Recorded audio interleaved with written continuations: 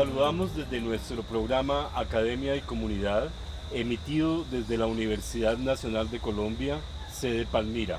Les habla Jorge Enrique Londoño Pinzón. Hoy tenemos como invitado a Juan Pablo Arenas. Bienvenido. Muchas gracias, Jorge. Muchas gracias por invitarme a tu programa. Juan Pablo Arenas Vargas es profesor del Departamento de Diseño de la Facultad de Ingeniería y Administración de la Universidad Nacional sede Palmira. Entre las materias que el profesor tiene a su cargo se encuentran forma y percepción, nodo proyectual de ambiente, cultura y diseño, y nodo proyectual de diseño, estética y comunicación.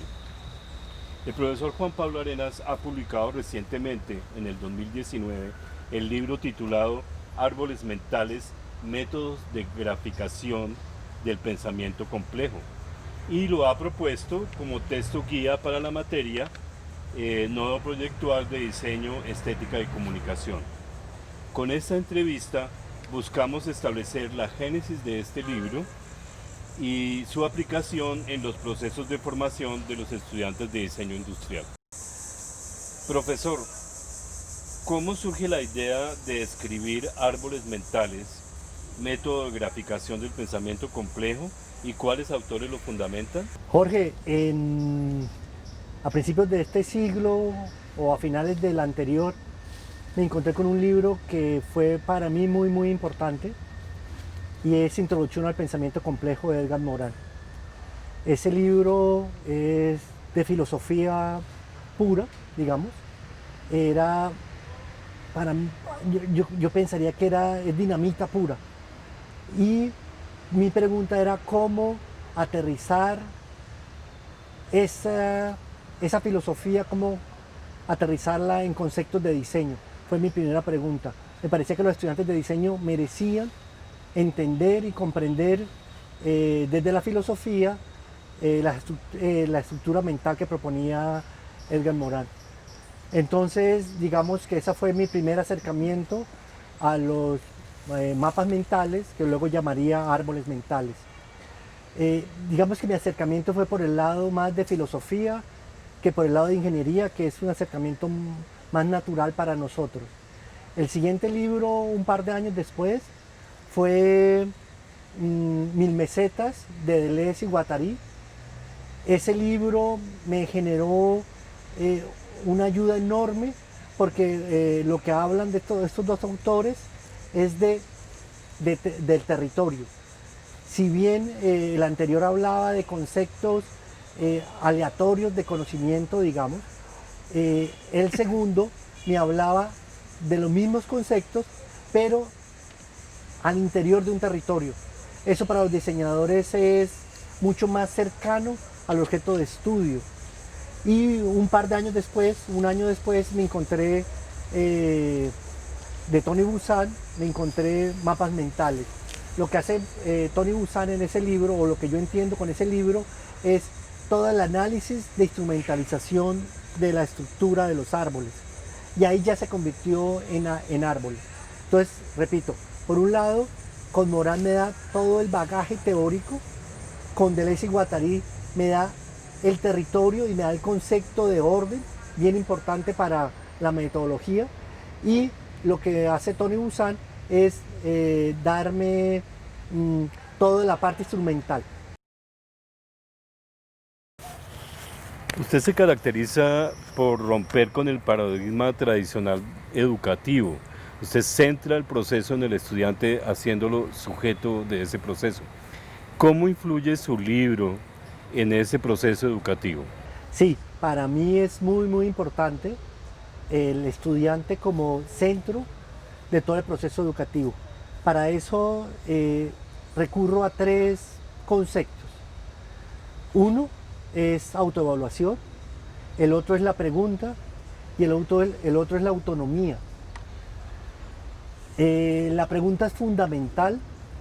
Digamos que culturalmente para nosotros es muy difícil llegar a preguntas, porque nosotros estamos más dados a dar respuestas que a preguntarnos sobre nuestra propia disciplina. El taller obliga a preguntarnos sobre la disciplina y a mirar los resultados de esa disciplina. Pero por otro lado, las preguntas no solo deben ser del estudiante, las preguntas también son del profesor, para que el profesor se haga preguntas sobre el proceso cognitivo que quiere averiguar y el estudiante se hace la pregunta sobre, más que el proceso cognitivo, sobre lo que él quiere averiguar, a él que le interesa averiguar. Eso hace que el taller sea un laboratorio de múltiples preguntas y posiblemente múltiples respuestas. Eso ya lo hace complejo. Eso por un lado. Por otro lado está la autonomía. La autonomía es otro elemento muy importante, porque en la autonomía lo que tenemos que hacer los profesores, y es muy difícil para nosotros, es darle el poder de la clase a la clase misma. Es decir, quitarnos nosotros el poder y dárselo a los muchachos. Y nosotros en esa medida somos un miembro más de la clase. Repito, decirlo es muy fácil, todos los profesores estarán de acuerdo con eso, pero asumirlo es lo complicado. Y la autoevaluación o la evaluación, nosotros nos demoramos más de una semana evaluando, porque es a partir de la evaluación que creo que dentro del proceso es lo más importante, porque es allí donde el estudiante hace conciencia de su propio proceso. Hace conciencia porque se ve él en su proceso, pero también ve a los demás en su proceso. Es a partir de esas dinámicas constantes que generamos un proceso reflexivo y consciente del estado en que se encuentra cada uno de los estudiantes. Bueno, pues la verdad durante el proceso fue como una ruptura de lo que se llevaba ya dentro de la carrera, ya que él propone una metodología que es donde el estudiante toma autonomía sobre su proyecto, o sea, tiene el control. Él nos da la metodología y nos puede explicar, pero tú desarrollas el proyecto, digamos, buscando un objetivo, el cual al principio pues uno no tenía claro, y ahí es donde, bueno, eso es uno de los errores que uno a veces comete, y es que al principio, digamos, uno antes de tener como un planteamiento ya tiene como algo visualizado, como un producto ya en mente. Entonces lo que logramos con la metodología es poder abrir y analizar, digamos, los diferentes campos antes de llegar a ese producto, que dentro del árbol se vea, digamos, las bases y justificados el por qué llegamos a eso. Profesor, ¿cuáles aspectos de árboles mentales han tenido más dificultad para los estudiantes? Sí, Jorge, en estos momentos que estamos en evaluación, es claro que el último paso, a ver, recapitulemos un poco con las metodologías. El primer punto es la pregunta, el segundo son los nodos, el tercero son las conexiones, aquí son las terminales, y por último es la intervención. Es la intervención la más difícil, porque digamos que nuestra formación no es una formación de investigadores, nosotros somos más creadores que profundizadores de temas. Entonces, para nosotros, cuando ya llegamos a la parte de creación, nosotros, digamos, entre comillas, nos inspiramos en el proceso que estamos investigando. Pero dentro del proceso de investigación es muy importante crear líneas claras, ejes claras entre la investigación y la intervención de diseño. En esas líneas claras es que tenemos problemas. Me pareció interesante las clases que daba el profesor, ya que nos daba la libertad de nosotros decidir cuál iba a ser el alcance de nuestros proyectos, qué pasos nosotros íbamos a dar, hasta dónde íbamos a llegar, qué es lo que nosotros íbamos a diseñar. ¿Cómo son los resultados que logran los estudiantes con la aplicación de este método? Jorge, yo me sorprendo un montonón con los resultados, y me sorprendo porque digamos que yo no tengo control de la intervención de diseño. Yo lo que tengo control es en la metodología de diseño, en toda la estructura del pensamiento complejo en este caso, con toda la estructura del pensamiento de diseño. Pero los resultados son muy sorpresivos para mí y son muy buenos para mí, porque es todo el pensamiento puro del estudiante, sin intervención, son los resultados. Entonces podemos encontrar cosas de múltiples quehaceres, y múltiples saberes y múltiples acercamientos al diseño, que eso es lo que realmente me interesa, más que darles una definición, que ellos buscan eso, una definición cerrada de diseño. A mí lo que me interesa en el taller es que ellos exploren las posibilidades que tiene el diseño y que exploren su acercamiento personal a esas definiciones de diseño. Y eso solo se logra en un laboratorio, en unas estructuras abiertas que obligue al estudiante a reflexionar sobre los resultados y que, bien o mal, lleguen a cosas concretas, que así sean parciales, para ellos dentro de su proceso es un avance importante e interesante. ¿Qué me queda de la materia? De la materia me quedan cosas que me van a servir durante el resto de mi vida profesional. Una de ellas es obviamente haber aprendido una metodología de investigación nueva, que es muy efectiva, que puede llevar a grandes resultados.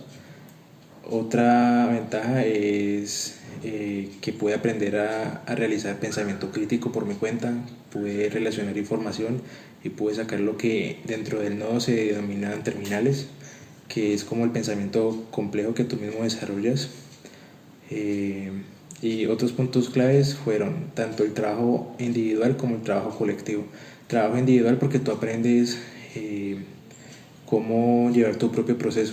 Digamos que lo que normalmente se trata en diseño es que tú siempre estás pegado de los profesores pidiendo asesorías y preguntando si está bien o no está bien. En cambio, en esta materia tú llevas tu propio ritmo, tú vas a las asesorías y dependiendo de eso tú sigues trabajando, tú siempre estás con tu criterio viendo cuáles son las mejores posibilidades. Y como trabajo grupal es el hecho de que todos los compañeros están integrados al momento de la explicación de cada mapa. Todos los compañeros aportaban cosas que a la persona le podían servir muy bien. Y eso yo creo que es, digamos, la identidad de diseño. Que aunque los trabajos sean individuales, siempre va a haber ese compañerismo que va a ayudar a la persona a progresar. Por último, quisiera preguntarle, profesor, ¿qué receptividad ha encontrado los estudiantes respecto a su metodología y a los principios de su libro? Toda la alegría y todo el entusiasmo. Ellos se descubren, Jorge. Ellos se descubren diseñadores. Ellos no sabían que tenía esa potencialidad. El método lo que consiste es constantemente en apoyarlos en esas búsquedas, en acompañarlos en esas búsquedas, en acompañarlos cuando se pierdan, en crear estructuras que para ellos sean comprensibles dentro del proceso de diseño. Entonces hay mucha alegría y hay mucho entusiasmo alrededor de la aplicación de los árboles mentales. Muchísimas gracias, profesor Juan Pablo Arenas, por su participación en este programa. Ha sido muy interesante sus respuestas. Lo invitamos a que vuelva nuevamente. Aquí las puertas están abiertas para usted. Jorge, vendré todas las veces que me llame. Para mí fue bien importante venir, explicar y sobre todo entusiasmarlos con los árboles mentales.